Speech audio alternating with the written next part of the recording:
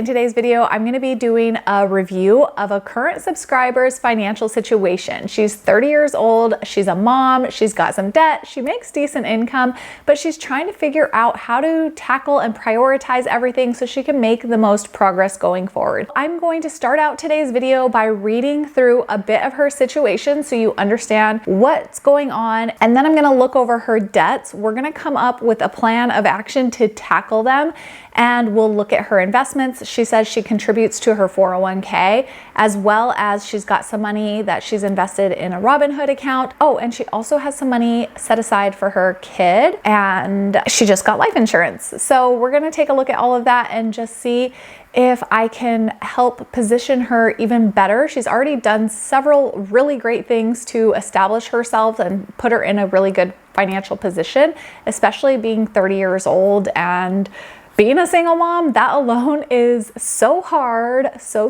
hard. Hopefully this video offers some guidance for this viewer as well as for you, of course. So if you want to follow along, take notes. I'll put timestamps in the bottom. So whether you're working on debt, trying to figure out your investments, or just want to go to a certain point, those timestamps are below so you can just get the most out of this video. Elizabeth emailed me and she said, so I'm trying to get out of debt, but I also have investments in Robinhood and Fidelity. I contribute to my 401k up to the match amount and recently purchased a whole life insurance policy. I know that debt should be a priority. However, I would also like to prioritize my son's future by contributing to his account, his UTMA. That's like an account set up specifically for minors. She's from Georgia. She's 30 years old, a single parent to a 7-year-old. She said she's never been married. There's no child support involved. She lives with her parents, so she doesn't pay much, but she does contribute $450-ish. She's a paralegal making $70,000 a year, not including bonuses. They're paid bi-weekly, but her monthly check is $4,547 after tax deductions and 401k contributions. And she said, thank you so much for choosing me to be your example. And I just feel like her situation is so relatable. It's very similar to the situation I was in my early 30s, late 20s, early 30s, although my income was like half of that. So that's always a bonus when you've got some income to work with. It makes this kind of stuff so much easier. So if you're not in a position where you are making $70,000 or anywhere near that, that would be step one, is to like work to increase your income while also reducing your expenses and managing all of that, of course. But when you have a higher income, everything is just so much easier, obviously. And it's a long-term plan. It's not something that just happens immediately like we see on some of these videos. Like, it does take strategy. It does take potentially years to increase your income, but it is something you can absolutely do. And I know that because I was able to go from bartending to eventually making 6 figures, but it did take probably like a good 7 or 8 years of like focused like one thing after another until I was able to get there. But anyways, a little bit of what she's looking for. She said, I would like to come up with a budget and a debt repayment plan. I don't have many monthly expenses except my debt, which I would love to get rid of. Most of this was built off of big purchases and impulsive spending. I'm attaching screenshots of Robinhood and Fidelity as well as life insurance. I got the life insurance because I kept hearing it was necessary, especially if you have a lot of debt and children, and I would hate for my son to inherit a bunch of debt. This leads me to the choice of investments for him, which was the UTMA or the 529. She chose the UTMA because she wanted to give it to him to build wealth and also have money for college instead of just having money allocated for school. She also said that my debt has been a burden. It makes me feel sad as I'm not able to afford an apartment or a house payment. And she would like to achieve financial freedom to be able to travel with my son and settle down in a comfortable single family home. That is just like, that's what anyone wants, right? You just want to be able to have some financial freedom where you're not stressed about money and you could enjoy some simple things like affording a home. So we're going to get into the debt payoff plan. I'm also going to help with the decision about her insurance because she did get a whole life policy. She pays $62 a month. So I'm going to talk about that as I share my screen with you so you can go see what I'm thinking, basically. Okay, I entered all of her numbers into a spreadsheet that I have. So we're gonna jump over to that and I'm gonna share my screen with you so you can see everything, how I sort through this type of stuff and analyze everything. You'll see my process. So let's get into it. I have a financial workbook that I used for my one-on-one clients. I used that for this review process and I'm gonna take you through that right now. So first I entered all of Elizabeth's expenses, but I didn't ask her to do a detailed breakdown for this, just really wanted to know what the minimum payments were for her debts and the interest rate for each debt. She said her monthly expenses are about $3,200. Her income is about $4,500. That leaves her with a surplus of $1,200 per month. First, I took the debts that she had and I entered them into this payoff calculator. I put today's date, the date that I'm filming this, and then I entered each one of the debts that she has here. And with this calculation, what it's saying is that right now she pays about $1,600 per month on her debt total. So with this plan, as she pays off her debts, she's going to maintain at least that $1,600 payment throughout the entire thing, even as debts fall off as she's getting those paid down. So we will first look at if she just kept everything as is and just made that payment. Before we look at that, the reason people end up in debt for so long is they don't typically take a debt that they pay off and roll that minimum payment into their next debt. They just kind of forget about it, use that income for their lifestyle. And this is why people end up being in debt for 5+ years on what could be paid off much quicker if you do a strategic plan like this. So when I look at these numbers, I'm just like, my mind is blown. And I had to run through them several times because it really was crazy to see how quickly she could be out of debt, because she had said that she would hope to be out of debt in 5 or 6 years, I believe she said.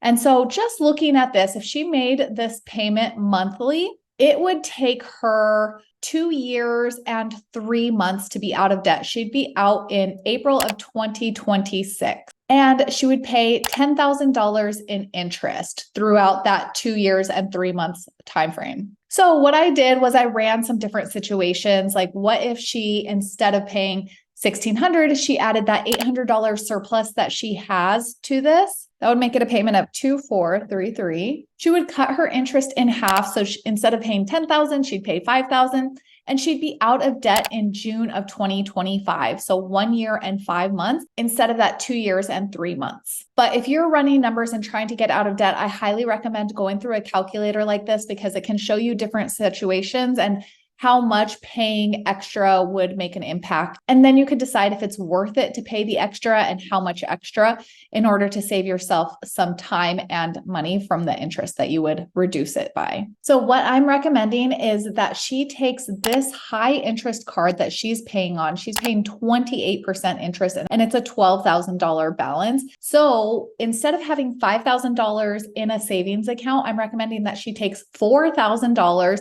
that's sitting there and put that towards this, as well as $1,700 that she has in her Robinhood account in her investments. I'm recommending that she sells that and applies that towards this, as well as $1,700 of a bonus that she just received, and just putting all that cash on this card. Because of course, if there is an emergency that's more than $1,000 that she actually needs money for, she can resort to a credit card. But it's not very likely that she would need more than $1,000 in cash. And if we look at the impact that that would make, so it would take the balance of the $12,000 and it would drop it down to $4,736. And in addition to reducing that balance on the credit card, if she also applied an $800 extra monthly payment, so instead of paying $1,633, she pays $2,433, she'd be out of debt in 1 year and 1 month. So February of 2025, she'd be completely done. She'd only pay $2,800 in interest versus the $10,000. So she would save $7,200 of interest and be out over a year sooner. Then she could take all that money that she was applying towards her debt and she could flip it back to save up in her emergency fund pretty quickly. Every 2 months, she'd have $5,000 saved up. So over a year, that would be about $30,000. She said saving for a house was important to her in addition to investing for her child. So if she took all this extra money and focused laserly on these debts and got that just wiped out, she's going to save so much money that she could then turn around, build up her savings account, build up her emergency fund, start investing for herself and her son, and have a much larger impact than she was having with kind of spreading out all these payments and making investments here and there. So let's look at an investment growth calculator. If she were able to do $1,600 per month for the next 25 years, she would have $1.5 million. For 30 years, she would have $2.4 million. And I love looking at this chart because it gets me really motivated to keep investing consistently. You can see the green is the amount that she actually puts in. So of the $2.4 million, $576,000 is what she's actually put in, which is a good chunk. But $1.8 million is from growth in the account. So that is just the game-changing power of compounding growth, especially over time, and why it's so important to get started and to keep on going, even if in the beginning you don't see a lot of growth. Like if you look at this chart, the green is the growth.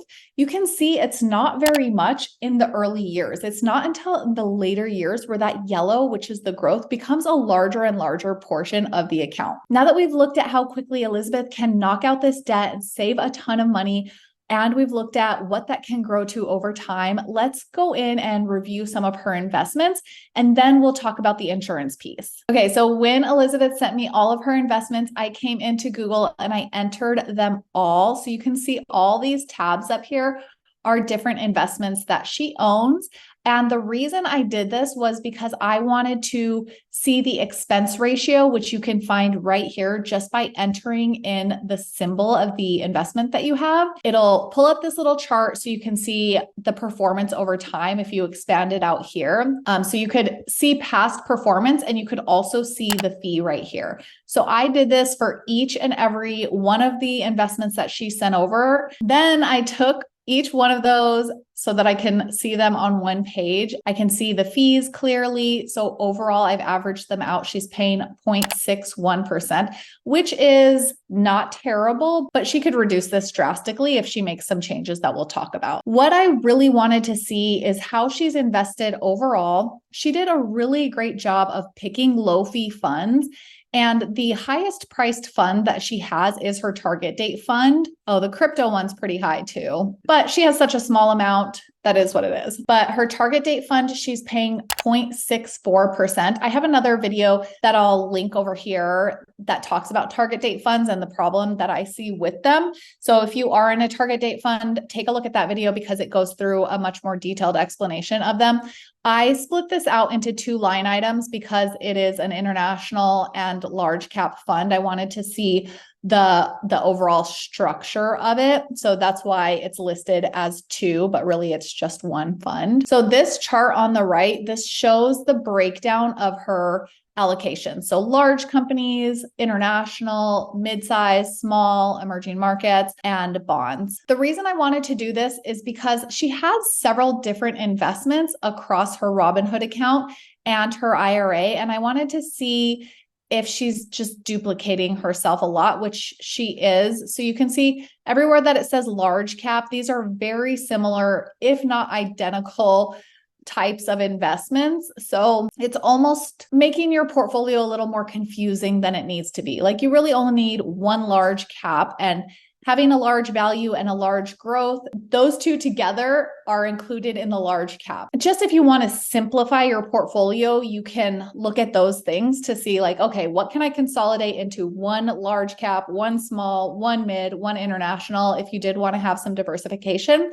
But having different large caps isn't really offering you diversification. It's just giving you more investments. And you could see some of these, she's paying nothing or practically nothing. That's where it's like, why pay more when you don't need to? The other thing I did was I entered this into a back tester portfolio visualizer so that I can see the performance. And I did this after I had already entered everything into the Google sheet, because this also gives that breakdown. So I kind of did double the work, but that's okay. But what I really wanted to see is if the performance that she's getting, if there's any red flags, like if we see that it's not doing very well. So this is the red line is an S&P 500 index, and the blue line is Elizabeth's portfolio. This doesn't offer too much of a backdate. It only goes through like the start of 2020. So that's really only a couple of years of performance. And that's probably because one of the funds was just created in 2020. So they can only go back as far as the most recent fund was created. But what we see is the funds move very similarly.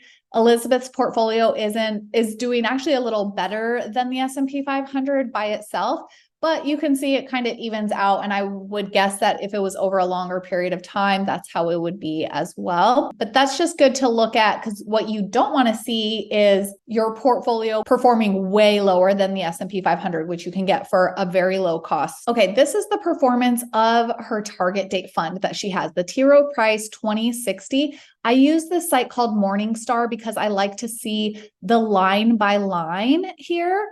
So you can see in 2020, this portfolio was down 19%. What I did was I compared that to the S&P 500 index, because what we want to see with a more diversified portfolio is when the market is down, we want to see the diversified portfolio being down less. And that's not what we find here. In 2022, the target date fund was down 19%, while the S&P 500 was down 18%. That's not a huge difference, but you do want to see the target date fund being down less, because that's kind of the point of diversification in the first place, is you're not going to have as high of highs, but you're also not going to have as low of lows, or you shouldn't. That's what you want to look for in a diversified portfolio. So let's look at 2018.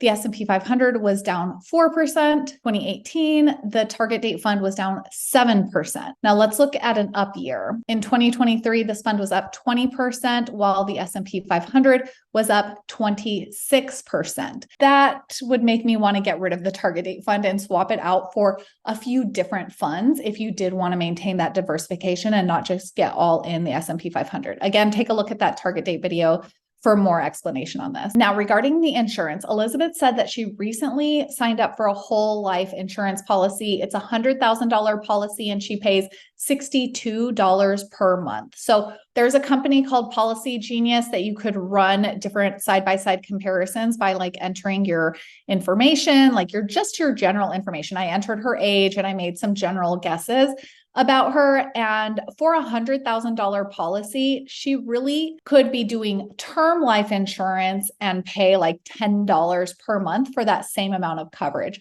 So she's paying $62 per month for a whole life policy. Now, a whole life policy means that it goes on forever, but you're also paying it forever, basically. Versus a term life policy, you could set the term to begin with. So you could do 15 years, 20, 30 years, and then you commit to making the payment throughout that entire term. If you were to pass away through any of those years, then you would get, or your beneficiary would get, the amount that you are paying for. The problem with term is if, let's say it's a 20-year policy and you die after 21 years, then all that time that you paid is wasted and your beneficiary gets nothing. But if you're investing and saving outside of your term policy, then it gives you the opportunity to have the best of both worlds. So Elizabeth could be getting $1 million policy for less than she's paying right now. Especially being 30 years old, she's going to be able to get a much larger policy for a lot less. And then she could invest the difference, as well as considering what she's saving and investing outside of that, and knowing that that is likely going to go to her son. Okay, so just using this investment growth calculator, I entered paying $68. That's what she's paying for her insurance. After 20 years at about 9%, this would be worth $44,000. So if you only invested for 20 years, and then you passed away at 21 years, then you're going to be out of luck, that $65,000 difference. But If you extend this, like I just want to show what the insurance companies are getting. Let's say she lives to be 80. So you can see if she's paying this for 50 years, then the insurance company has probably made $700,000 because of course they're investing the money and they only pay out $100,000. So if she were to instead do a term policy while her son is younger, and it could even be in his 20s or even 30s, but then she invests the money on her own, then she gets to also have that for herself to use anytime. And then she can gift that to her son or her other beneficiaries. So I think it's better to do a term life insurance policy as well as saving and investing your money outside of that, because that's what the insurance companies are doing. You can get a much larger term policy for the most important years of if you were to pass away, and then save and invest outside of that. You're going to accumulate a lot more if you're dedicated with your investments.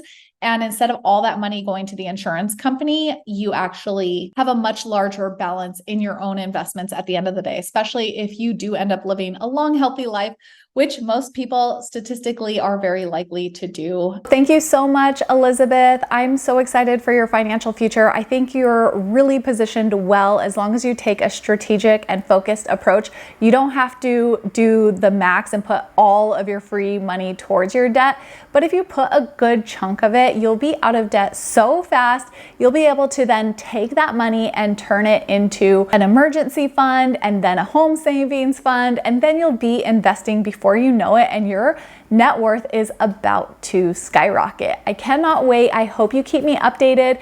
And for anyone that's looking at getting their finances reviewed, I do offer this as a one-on-one services. Take a look in the link below. Let us know in the comments any thoughts you have on this review, if you found this helpful, and if you have any thoughts or words of encouragement for Elizabeth. I'm sure she's going to be watching this and taking notes in the comments. So let us know if you guys have any other advice or just simply words of encouragement. I'm sure we can just build each other up and encourage each other in our financial journeys. Thanks so much for watching, and I'll see you on the next one. Bye.